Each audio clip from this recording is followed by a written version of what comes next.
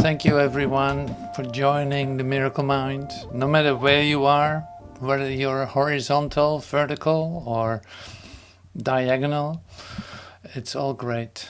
So thank you so much for joining today in the Miracle Mind.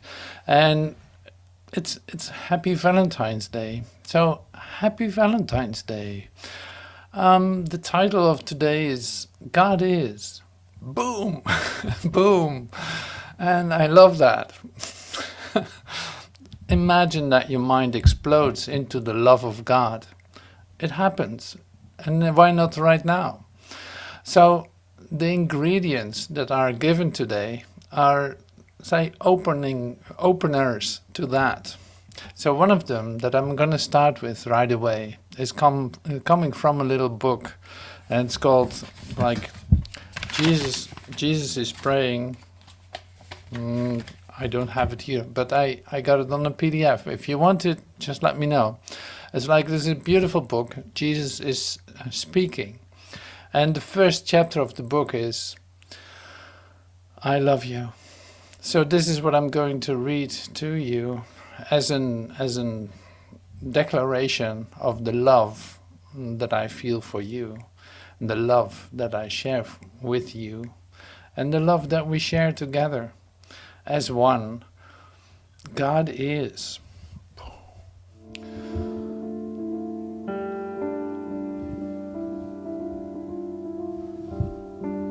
I love you. As the Father has loved me, so have I loved you. Continue ye in my love. Thou shalt love the Lord thy God with all thy heart, with all thy soul, with all thy strength, and with all thy mind, and thy neighbor as thyself. Come unto me, all ye that labor and are heavy laden, and I will give you rest. I love you. I love you for the truth in you, as God does. Your deceptions may deceive you, but they cannot deceive me. Knowing what you are, I cannot doubt you. I hear only the Holy Spirit in you, who speaks to me through you. I come to you from our Father to offer you everything again. I love all that He created, and all my faith and my belief I offer unto it. My faith in you is as strong as all the love I give my Father. My trust in you is without limit and without the fear that you will hear me not. Love's meaning is your own and shared by God Himself. For what you are is what He is. There is no love but His, and what He is everything there is.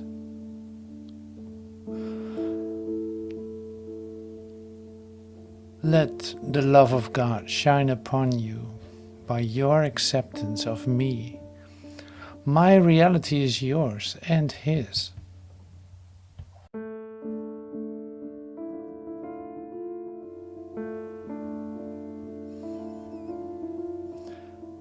Let the love of God shine upon you by your acceptance of me. Would you know the will of God for you? Ask it of me, who know it for you, and you will find it. I will deny you nothing, as God denies me nothing. Ours is simply the journey back to God, who is our home. The journey to God is merely the reawakening of the knowledge of where you are always, and what you are forever. It is a journey without distance to a goal that has never changed. Truth can only be experienced. It cannot be described and it cannot be explained. I can make you aware of the conditions of truth, but the experience is of God. Together we can meet its conditions, but truth will dawn upon it. The truth will dawn upon you of itself. I give you the lamp and will go with you. You will not take this journey alone. I will lead you to your Father, who has need of you as I have. Your Father loves you. All the world of pain is not His will. Forgive yourself the thought He wanted this for you. You cannot understand how much your Father loves you, for there is no parallel in your experience of the world to help you understand it. There is nothing on earth with which it can compare, and nothing you have ever felt apart from Him resembles it ever so faintly. Only the love of God will protect you in all circumstances. It will lift you out of every trial and raise you high above all the perceived dangers of this world, into a climate of perfect peace. His gift of grace is more than just an answer. It restores all memories the sleeping mind forgot, all certainty of what love's meaning is. God gives thanks to you, His Son, for being what you are. You are His own completion and the source of love, along with Him. Your gratitude to Him is one with His to you. For love can walk no road except the way of gratitude. You do not walk alone. God's angels hover near and all about. His love surrounds you, and of this you can be sure, that I will never leave you comfortless. Father, you stand before me and behind, beside me and in the place I see myself, and everywhere I go. You are in all the things I look upon, the sounds I hear, every hand that reaches for my own. In you time disappears and place becomes a meaningless belief. For what surrounds your Son and keeps Him safe is love itself. There is no source but this, and nothing is that does not share its holiness, that stands beyond your one creation, or without the love which holds all things within itself. Father, your Son is like yourself. We come to you in your own name today, to be at peace within your everlasting love.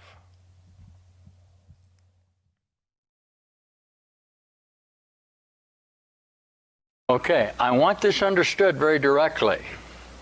If a consciousness is suffering from an apparent disease, he should be treated as though he is diseased. Okay, this is the problem that Christian Science had in the notation that you allowed a disease to be there and then pretend you're treating it with your mind. You can't do that. A consciousness who has withdrawn from the world and is standing on one leg in the 12th floor of the Veterans Hospital may very well have adjusted to society, but it's very difficult to communicate with him about the reality of the world, you see.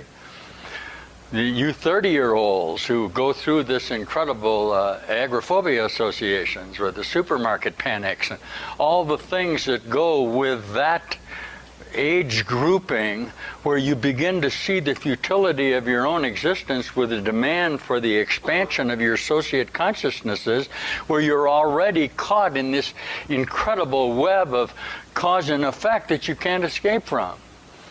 Now, you will be directed to a form of sedation that will relieve you of the necessity of undergoing the experience of enlightenment. You listen to me. This is the way it is. You know, you're treated as having a Valium deficiency or something. Somehow, no, that's not, again, now don't catch me up in the idea that you don't take medication. If you have somebody who is in a condition of manic depression, and virtually everyone here, all of you are manic depressive, and somehow it has been recommended, for example, that you take a good drug like lithium, then it may be very necessary that you take it. It's not your position to recommend that he doesn't do that. Certainly you're going to recommend he doesn't sedate himself in relationship to the escape or recreational drugs. Those are just defenses from his own self in relationship with his own death. That being said, what is going on in this physical awakening is literally expressions of what appears to be mental disease, and is actually a reassociation of your own constitution to the true light that you are. Do you see that? Those of you who have all of your life suffered these intense mood swings for no apparent reason, and I can share this with you, okay?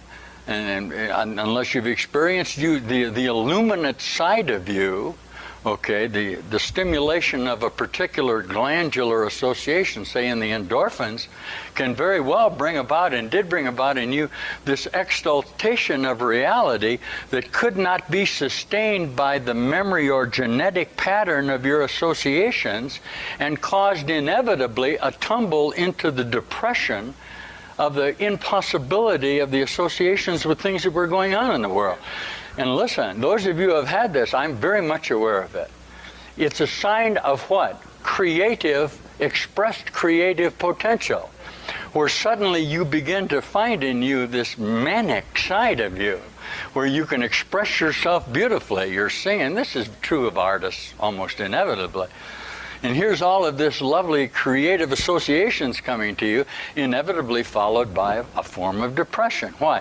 You found that no matter how much you expressed yourself, you could not release the total containment of you in the determination to be wholly expressive.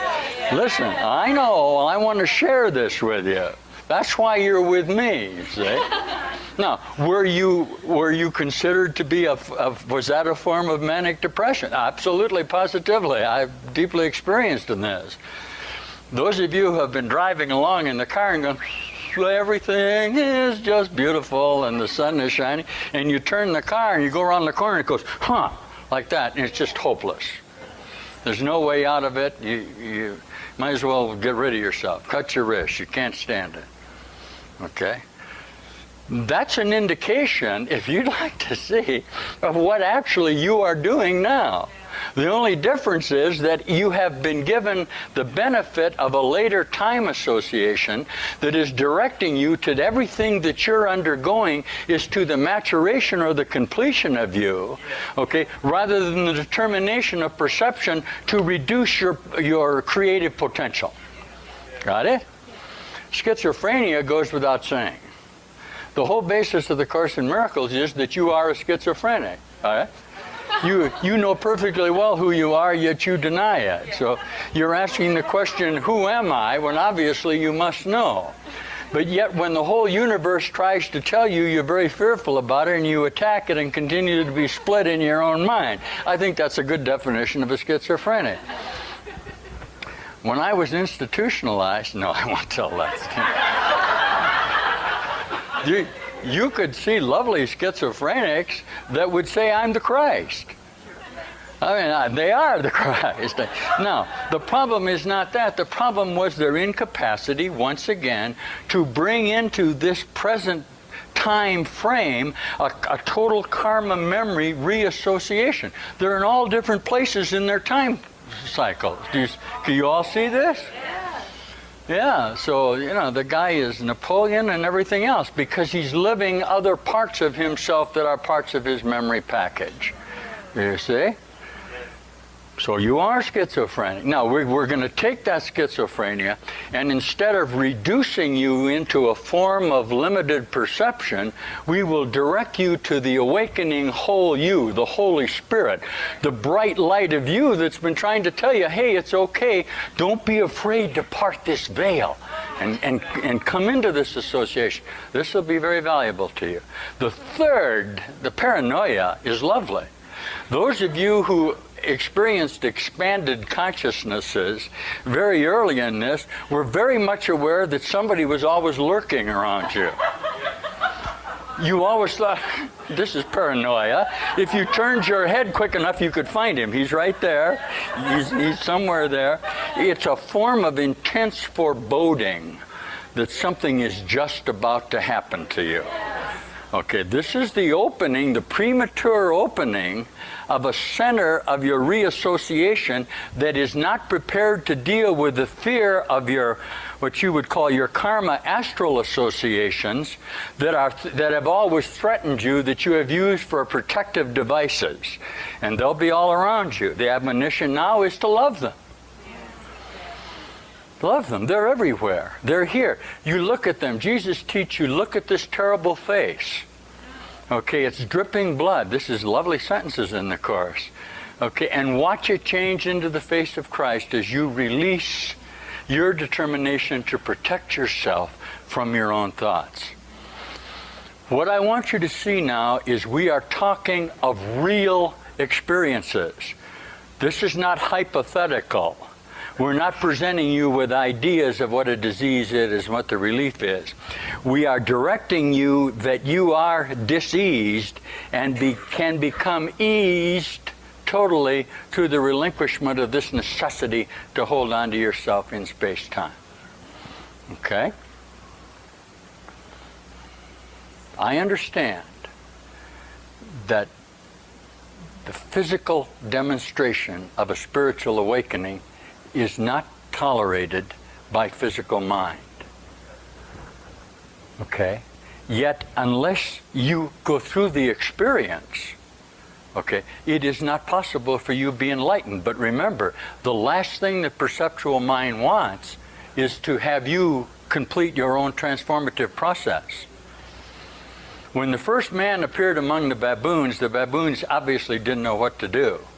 As you go through this continuing transformation to Gnostic man, to a whole mind, I assure you that Homo sapien, which is a split mind, cannot tolerate that reassociation, because the indications of power of mind to split mind are always conflictual. Do you hear that? Yes. Yeah, inevitably they are that. And I told you this the last time I was here. Power corrupts. Okay, and absolute power will corrupt absolutely. And it's a totally insane, meaningless remark. Okay, absolute power is God.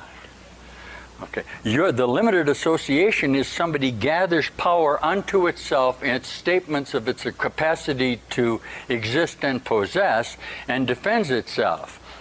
If you undergo this experience, you are going to be judged as somehow having something superior to the other consciousness and will be deemed a threat to it.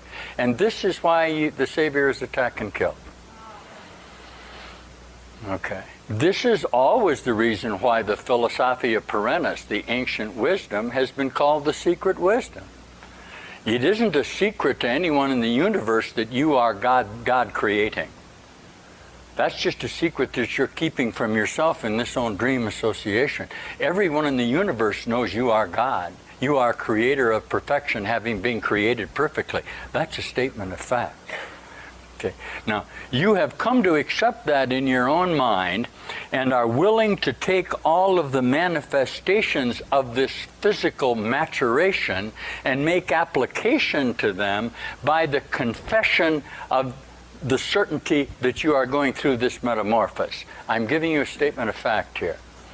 If I took it out of the religious association completely, I would declare to you that you are undergoing an evolutionary process to the certainty of whole mind, that you are emerging as a new species association with the direct capacity to communicate by mind rather than the necessity to communicate in physical splitness of perceptual mind. That's a statement of fact. Okay, that is the movement from limited consciousness through the split mind with the direction of its reassociations to whole mind. This is all I teach. This occurs in all traditions. I don't care if you call it from objective reality to quantum or Isis unveiled or whatever. It will be what you're undergoing. Okay?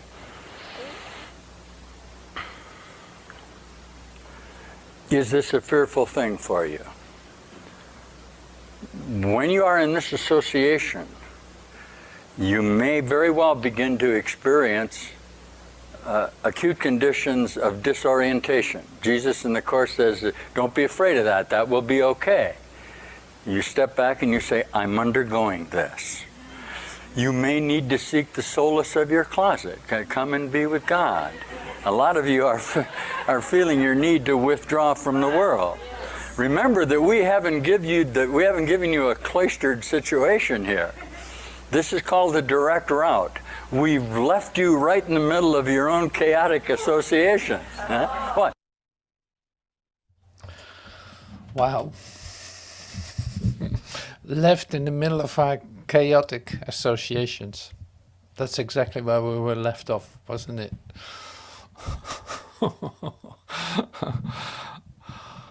So, thank you everyone for being part of this, coming to listen to this. You see that there's so much comfort in this. That's my experience, of course. Like, there's so much comfort in this.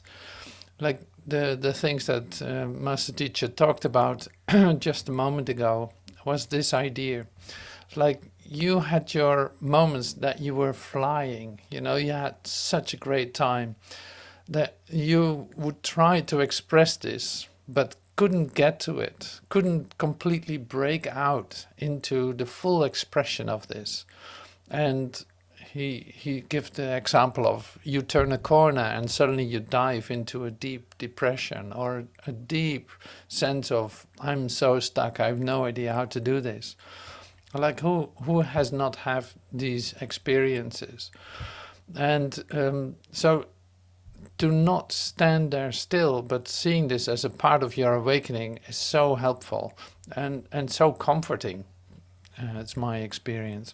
Like, I've been there, I've been going through these things, I've been declared insane, I've been having talks with psychiatrists about what is going on. Not that I asked for it, but they wanted to make sure that I was doing all right. Now I totally care for the care, but it didn't work, it wasn't the answer. Like, within this limited perspective, within this limited frame, there is no solution. So there's no other way than to go through it and say, allow yourself to trust what's going on and let it happen, whatever needs to occur.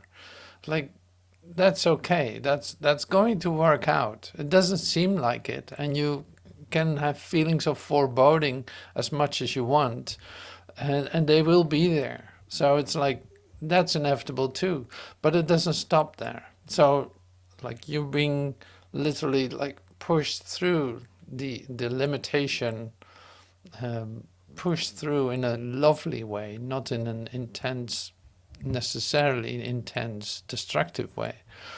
So that's what I love about this. It's like the awakening process is like exposed here in such a way that it's absolutely comforting, that it only makes you excited about that it's going to happen, or that it is happening, or that you recognize how that happened. I love it. All right, so in some days we will look at this like more slowly, because you're being bombarded with this, which is great. Let it be overwhelming. You recognize it, that's sufficient. We don't even have to dissect it, really. But to stand still with it has an say, deepening effect in my experience of doing this. That's why I share this with you. So today, except for the I love you, where we started with on this beautiful Valentine's Day, remembering the love of God that will always be with us, always be in you, and never leave you. We continue with the God is, boom, the God is part of this talk. This is all the same talk. So imagine having well, it is like a weekend, I think. So it's in the morning, there's a session in the morning, 1.5 hours. There's a session in the afternoon, 1.5 hours. So we're in the afternoon now. And there's also where what I'm going to share with you is coming from. We're actually continuing with the miracle principles. That's what is happening. Remember last night? I told you how much further along in time you are. That is a miracle. Miracles, and this is a principle, miracles are both beginnings and endings. They are the beginning and the end of it. They are the idea of the possibility of separation, the resolution of it, occurring simultaneously, just for that moment.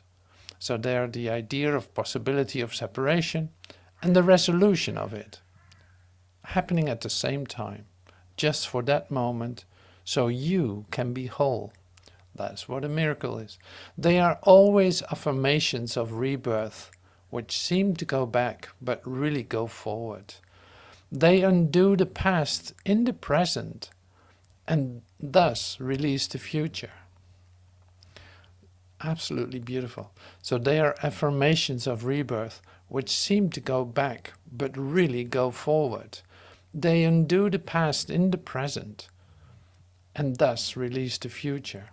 It's like the collapse of time, the quantum moment, all dimensions of time collapsing into this one instant, shifting everything around, giving you the opportunity of becoming whole, recognizing that you are whole. This is an incredible statement of your own whole mind.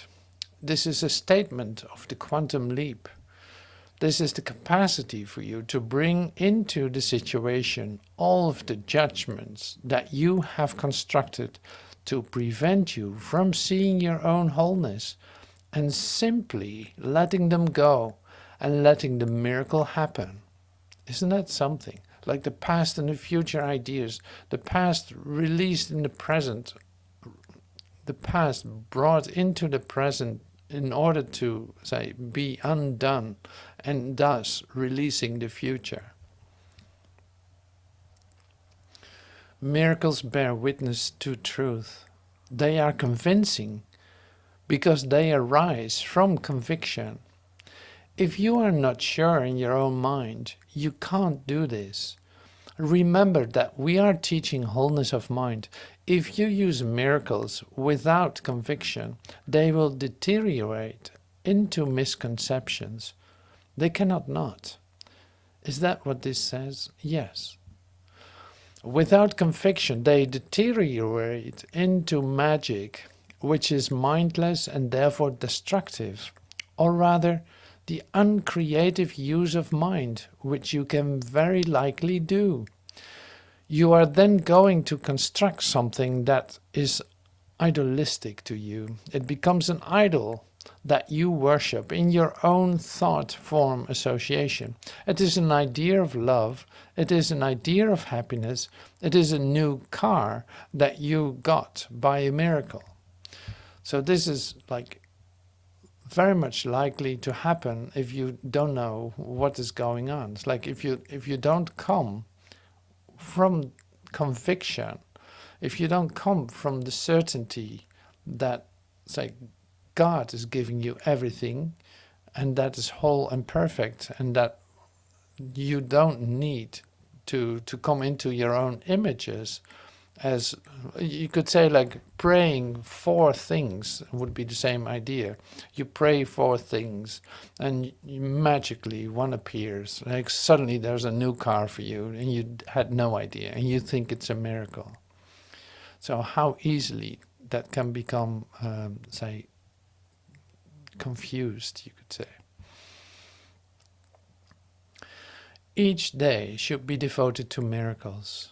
Here's your practice. Each day should be devoted to miracles. The purpose of time is to enable you to learn how to use time constructively. It is thus a teaching device and a means to an end. Time will cease when it is no longer useful in facilitating learning. That is what is happening to a lot of you. Time is going to end for you because you have used up all of your previous thought form associations. Miracles are teaching devices for demonstrating it is as blessed to give as to receive. They simultaneously increase the strength of the giver and supply strength to the receiver. The total miracle is nothing but I am looking at you and saying, God is. Boom. What did we share? A single whole assertion that we were created whole, that we cannot be separate from each other. That is the miracle of whole-mindedness, and that is exactly what you are undergoing. God is. God is.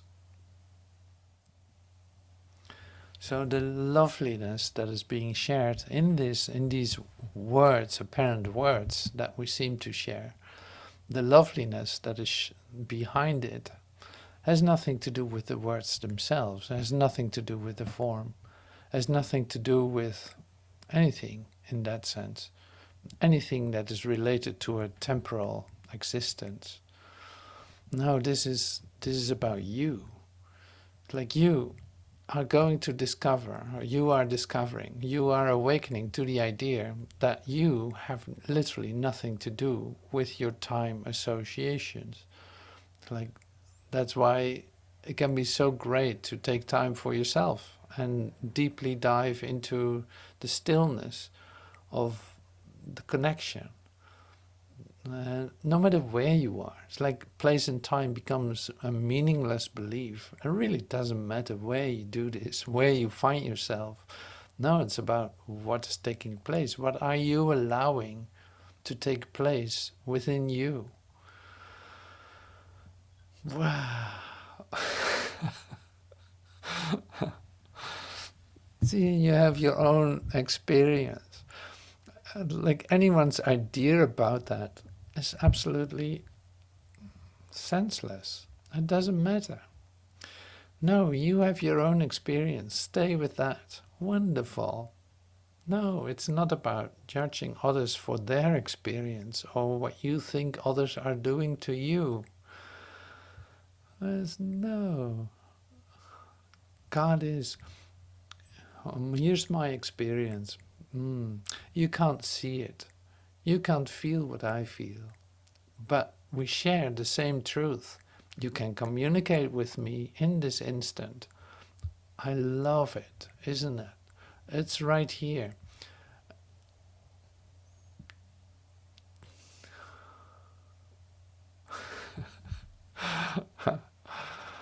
It's right here. So these miracle principles are not to be used within time and space in the sense of achieving something here. So that would be magic, right? So I pray for my cancer to go away, and suddenly I see my cancer is gone. And now in the next corner I receive a heart attack. Now what? Like, no, that is not the place for that to take place. Like you might have an idol. You see Master Teacher share this. Like you might have an idol in your mind. Like you might adore something that you would love to get, and you would almost use it for yourself as a proof that the miracle really works. You want to use it to prove that the miracle really works. So one of the principles has also to do with that. I don't know exactly which one, but I know. So go through it and you'll find it. Like, oh yeah, so it's like the miracle is not under conscious control. If you have your wish list ready in order to perform miracles, forget about it. Like, forget about the proof of your miracle that you are working. No, this comes from conviction. This comes from a deep sense of what is going to be given. Has nothing to do with time and space. I'm literally, say, shifting into invisibility for just a second for this remembrance to take place, where I see that past ideas, which can be wishes, are being brought into this present moment, in fact collapsing with the future and shifting into timelessness for just a second, being free of this limitation. The same as with the manic depression idea, like you on your manic flow of going, yes, so great, look at me, I did this too once. I at a certain point, everything fell into place so beautifully. I could do everything that I want. I didn't have time for myself though. I was running, achieving amazing things that were suddenly possible. I assumed myself to be in heaven. And it just went on and on and on. All green light, go, yes. And then suddenly that collapsed. That collapsed because I walked into a barrier where I couldn't get through, even though this beautiful inspiration that I got, like this beautiful inspiration, didn't bring me through this. I was looking for a limited expression of it. I was literally trying to bring it here, and I nosedived into the ground. And that was a very painful moment, of course. That's one thing. The other thing that happened at the same time was that I finally was very much motivated to start seriously doing the daily lessons. I had like, well, here is a real lesson to learn. I know the godliness of this pure, beautiful inspiration, but where is it directed? It was directed into here. It's like, that's not going to work, and you will find out. Like, I used all the power to come to the edge of it, to the barrier, the veil, you could say, and bumped my head against the veil. It was the moment that I started doing my daily lessons. Yeah, so that's great. You think it, I don't know what you think. I'm not even going to assume anything. So the great thing is that this happened, and that there is a solution. So it's like, now you got to follow these instructions. Yeah, why not do the daily lessons? You might really get some support there. And seeing that, where is this, where are you heading to? What is your focus? What is who are you anyway? Who are you? How can that be used? How can that be recognized in its proper place in order to, say, transcend beyond it and come in touch with your true essence? It's like so great. So now it's like I still have a creative flow. And this creative flow is moving beyond my limitations or my description of myself. It has nothing to do with it. Like, I have no intention to bring it here in that sense. If it needed to be here in a certain sense, it would be. But that would not be by my doing. Like, that is the shift that occurred in me. You know, that's the certainty from which I speak. And so it is like, I'm not looking for that any longer. I see that whatever the inspiration is, it has nothing to do with me, with my personal goals, or with my dream that I have about achieving whatever. No, not at all. So it's very still and quiet, and with no other intention than to express in relationship with whatever is given me to express. So this, I come down to this many times, I know. So in our miracle mind, we had a couple of phases, like how, one of them was, what is A Course in Miracles really? So why is a human being resisting this so badly? And so the third part, you could say, is how are you going to bring this into this world? So it's like, well, you're not going to do that. So you're not going to do that. The thing is, how to teach this, how to demonstrate this, is really to allow this to move beyond your ideas continuously, to step back out of it, to let yourself be shown on a daily basis how to do this, because I have no idea. Like in that, it can be demonstrated as just as that. So in fact, I'm only being myself, and in that I express that is not a limiting perspective. No, it moves beyond an individual investment or an individual dream or goal. It moves completely beyond it. So in that sense, it is an extension of it. Now, in an extension of reality into this dream of me. So to bring in light, to bring in joy and the happiness and the light, and not that I'm doing that. No, that's moving through me, or it is not happening at all. Now in our, say, miracle procedure, you could say, it's like to move beyond your personal magical ideas of fulfillment and happiness and beauty and who knows what. You come to the expression that lies beyond it. In that, it can be demonstrated. For how long? I don't know. I don't care either. It is just happening.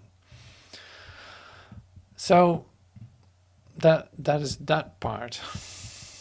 Like how can this be expressed? How can you do this?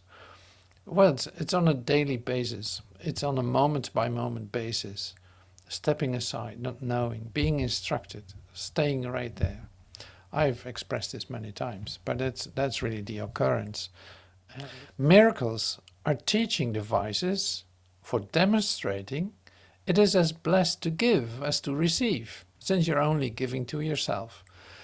They simultaneously increase the strength of the giver and supply strength to the receiver, isn't it? The total miracle is nothing but I am looking at you and saying, God is. A single whole assertion that we were created whole, that we cannot be separate from each other. Literally, like we said the other day in quantum class, there's only one of us. There's like in the laws of chaos, everyone has his own truth. That's not the truth. Truth is one. I share one life with God, with you. There's only one life, and that we share with God. That is the miracle of whole-mindedness. That is what you are undergoing, to recognizing that. Miracles transcend the body. They are sudden shifts. Oh, why do they transcend the body? Like miracles transcend the body, because the body was a real invention to say, assure that the idea of separation was imminent, like that was there. Separate bodies, they can never be one. Miracles transcend the body. So the whole, say, the whole investment in body separation dissolves in the miracle. It's a sudden shift from body awareness into spirit awareness, right? So that's the shift that occurs. Away from this idea that you can be separate and that you get physical proof of it, literally, as another body with you, another body that you see walking around on this three-dimensional world. Like, no, the miracle is the shift from the body awareness into spirit awareness. Since you are spirit, that is the only thing that will stay. The body will disappear. When you lose ideas about it, it simply dissolves. Miracles transcend the body. They are sudden shifts into invisibility, away from the bodily level. That's why they heal. The body cannot heal itself because the body in itself has no thinking devices. The body is what? Only your own thought. When you think of the body invisibly, you dissociate from the thought that called the sickness, and the healing is automatic in your reassociation. When you think of the body invisibly, you dissociate from the thought that called the sickness, and the healing is automatic in your reassociation. So I'm emphasizing one little expression here. You dissociate from the thought that called the sickness. So sickness is a decision, right? So you dissociate from the thought that called the sickness before you allowed the sickness to come to you as another proof of the separateness of the body. I have pain and you cannot feel that. It started with a thought. You decided, yes, I want that. Otherwise it would not happen. So now, in the undoing of that, you dissociate from the thought that called the sickness. And so it is with more. I'm just continuing.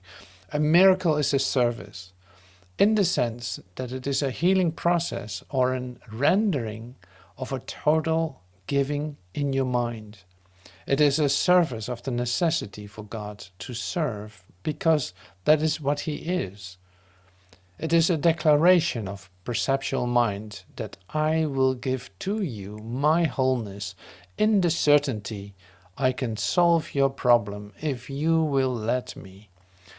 It is not directed to the problem and then shared. In that sense, it is a total giving to your brother. It is a declaration of your love for him. So the miracle is a service, the service you render to your brother. It is the service that is a healing process or a rendering of total giving in your mind. It is a service of the necessity for God to serve, because that is what He is. It is the declaration of perceptual mind that I will give to you my wholeness in the certainty I can solve your problem if you will let me. It is not directed to the problem and then shared. No, in that sense, it is a total giving to your brother. It is a declaration of your love for him. So a miracle is a service. And this is what we tell each other too. It's like we're not, the problem dissolves in a recognition of our oneness. Like the problem dissolves if you see where you have registered the problem. If you think you have a problem, you are perceiving that problem in a certain realm.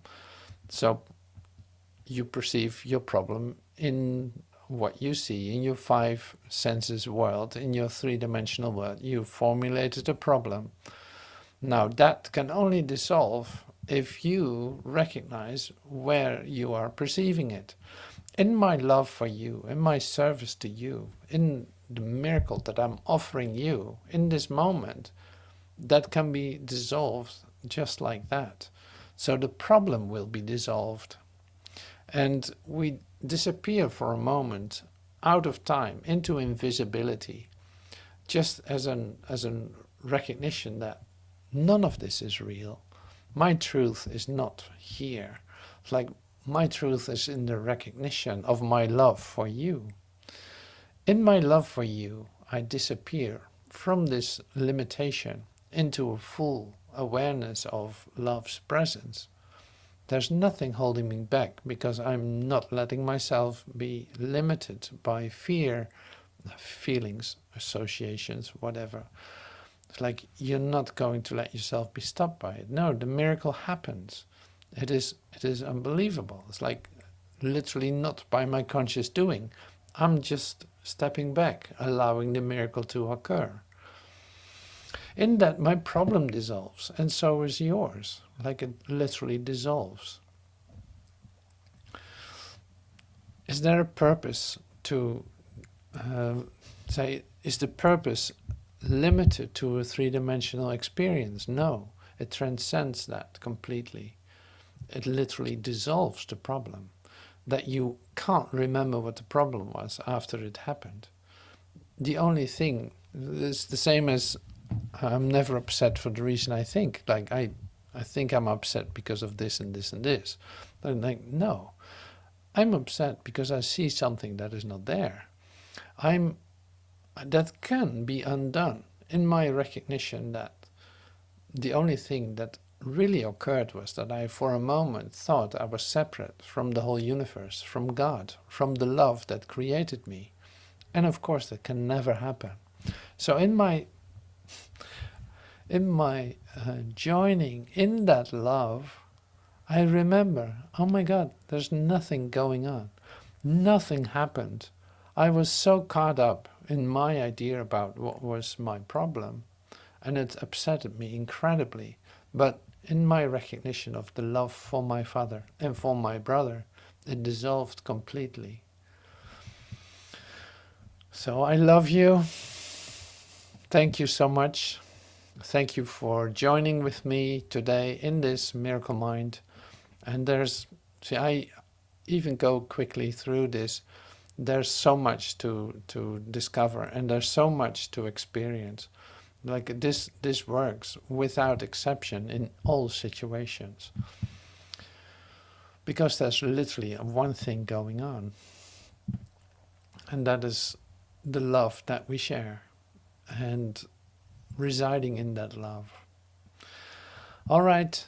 Happy Valentine's Day. Thank you so much. Have a wonderful rest of your day. And I'll see you soon. Thank you so much. I love you. Thank you. I love you. And remember, God is.